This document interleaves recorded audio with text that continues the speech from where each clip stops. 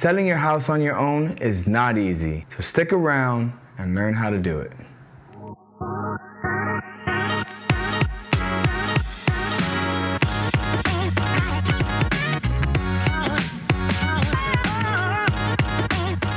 What's up, people? My name is Sylvestre Maldonado, and welcome to my channel where I make videos about real estate for the people and the agents who service them. Today is all about the people, and I'm gonna guide you step by step through this house selling process. Now, for all you new agents out there, you can learn as well for your new listings and how to give your clients your best work. So, let's dive in.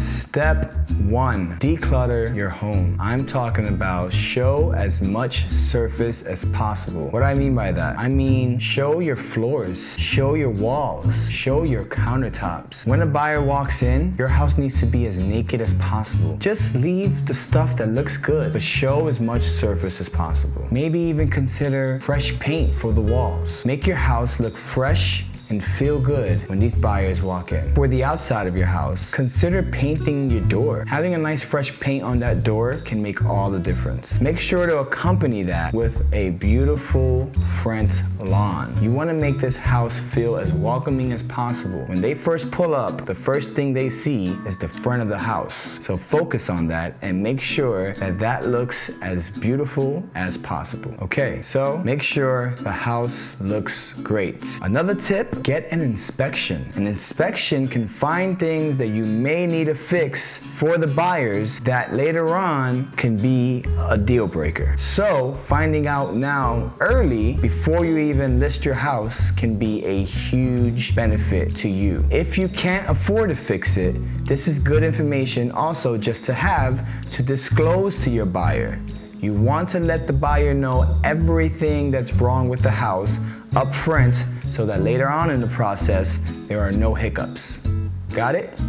Good. Step 2, find a price to list your home at. Now, there are a number of ways to do this. If you have a friend that's a realtor, ask them to help you create a comparative market analysis or a CMA. Agents use this as a way to evaluate your house using houses that have sold in your neighborhood that are similar to yours. Now, of course, not everyone has a realtor as a friend. So instead, you can use websites like Zillow.com or Realtor.com to help you find these houses that have sold in your neighborhood. Another way you can find these houses is through a title company. Title companies have a list of recently sold houses that are recorded in the county recorder's office. Now, the big tip here is to make sure that these houses are as similar to yours as possible. I'm talking about with square footage, the year it was built, how many beds and baths, pools if you have one, etc. That is why it is a comparative market analysis, because we want to have the most comparable houses that we can use to give us the most accurate price that we can list at. Another tip is knowing in what phase the market is in. Whether it's a buyer's market and you need to price your house competitively on the lower side, or if it's a seller's market where you can use that to your advantage to price it at the higher side of the range. If you would like to stay updated with these changes, be sure to check out my monthly market update videos where I post on this channel so that you can stay connected to that important information. Pardon the interruption. I just want to bring it to your attention. If you are finding any value from this video, please do not hesitate to hit that thumbs up button, like it, subscribe, and hit that notification bell so that you can get these updates and these videos as soon as they drop. Cool. Thank you. Okay,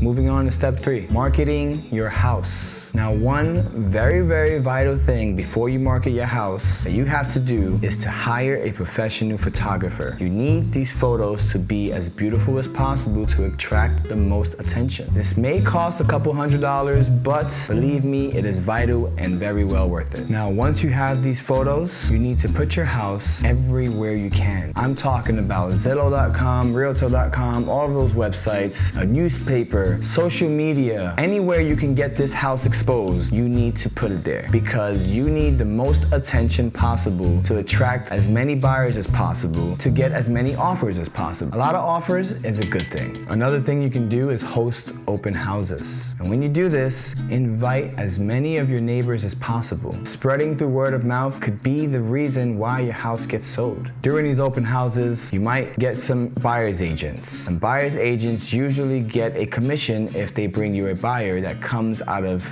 your side. So keep that in mind when working with buyer's agents. Also, be safe during these open houses. If you can have a friend with you when you're doing it, invite them. It's only going to be better for you. If you can't get anyone, honestly, I highly suggest maybe even getting some pepper spray.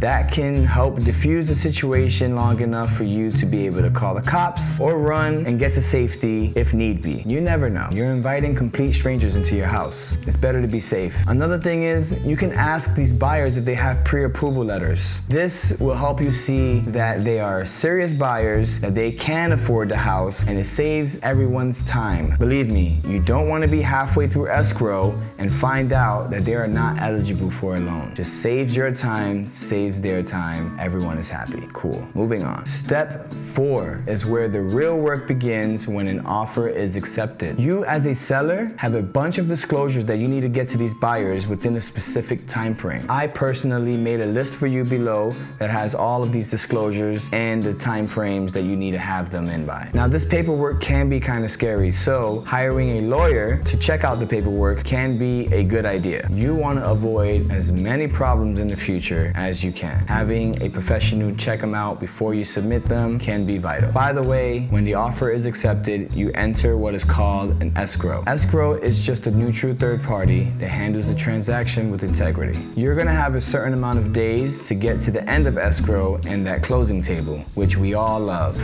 All the stipulations that were made on the contract must be met before any of this can happen. Now typically, escrow lasts between 30 to 45 days, but can be shorter if you receive the almighty cash offer. Just stay on top of all the things that you need to do and reach out to the buyer's agents to make sure that the buyers are doing everything they need to do so that you guys can have a nice happy ending and the transfer of the home can be complete. Okay, I know this may seem like a lot, but don't be afraid to take your shot if this is what you truly want. If you want to avoid a commission payout to us agents, this is what you need to do. But believe me, you can do it. And if you have any questions about this entire process at all, feel free to reach out to me. I welcome that. Leave a comment below or just send me a message and I'll get back to you as soon as I can. So, best of luck to you and I'll see you in the next one.